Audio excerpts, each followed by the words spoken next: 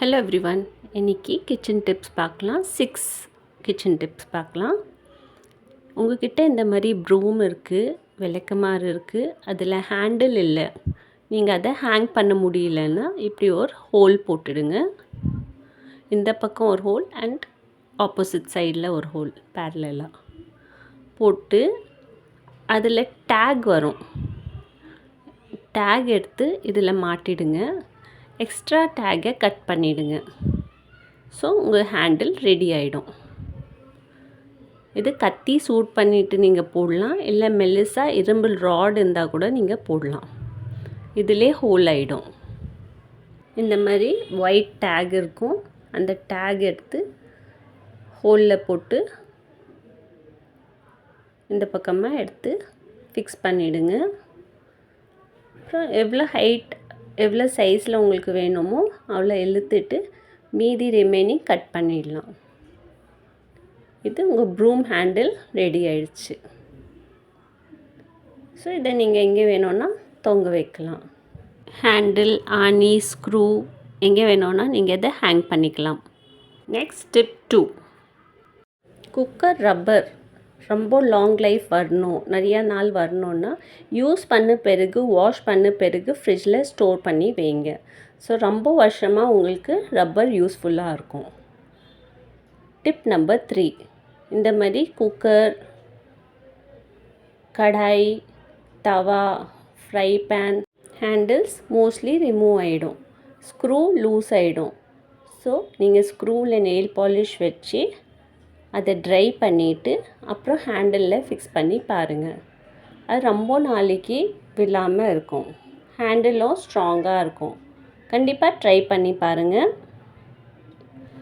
இது ட்ரை ஆகின பிறகு ஹேண்டிலில் ஃபிக்ஸ் பண்ணிவிடுங்க. என் சேனலில் கண்டிப்பாக சப்ஸ்கிரைப் பண்ணுங்கள், லைக், ஷேர், கமெண்ட் பண்ணுங்கள்.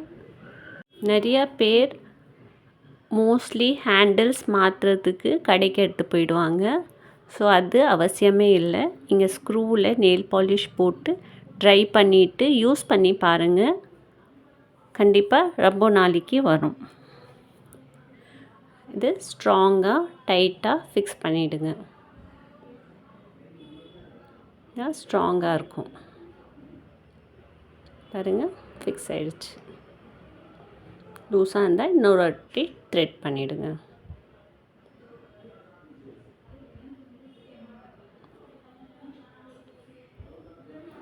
நிறையா வாட்டி ஹேண்டில் லூஸாக இருந்தால் குக்கிங்கில் கம்ஃபர்டபுளாக இருக்காது. ஸோ கண்டிப்பாக இந்த ட்ரிப்பை ட்ரை பண்ணி பாருங்கள். இப்போது நெக்ஸ்ட் டிப் நம்பர் 4, நிறையா வாட்டி மாவு பிசைகிறோம், மீறிடும். ஸோ நீங்கள் ஏர்டைட் கண்டெய்னரில் மாவை வச்சுட்டு அது மேலே எண்ணெய் இல்லைன்னா கீ போட்டு வைங்க அண்ட் க்ளோஸ் பண்ணிவிட்டு ஃப்ரிட்ஜில் வைங்க. அப்போ அந்த மாவு ட்ரை ஆகாது. ஸோ ட்ரை பண்ணி பாருங்கள். உங்கள் வீட்டில் பருப்பு மீறிச்சுன்னா மாவில் பிசைஞ்சு சப்பாத்தியாக செய்யுங்க, ரொம்ப நல்லாயிருக்கும்.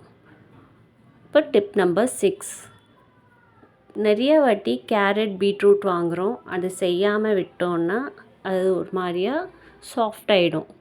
ஸோ நீங்கள் குக்கிங் பண்ணுற 1 hour பிஃபோர் அதை தண்ணியில் ஊற வச்சிட்டிங்கன்னா திருப்பியும் டைட்டாகி யூஸ் பண்ணுற மாதிரி இருக்கும். கண்டிப்பாக ட்ரை பண்ணி பாருங்கள். என் சேனலை சப்ஸ்கிரைப் பண்ணுங்கள். இப்போ கட் பண்ணுங்கள், எவ்வளோ டைட்டாகிடுச்சு. கண்டிப்பாக சப்ஸ்கிரைப் பண்ணுங்கள். Take care. தேங்க்யூ.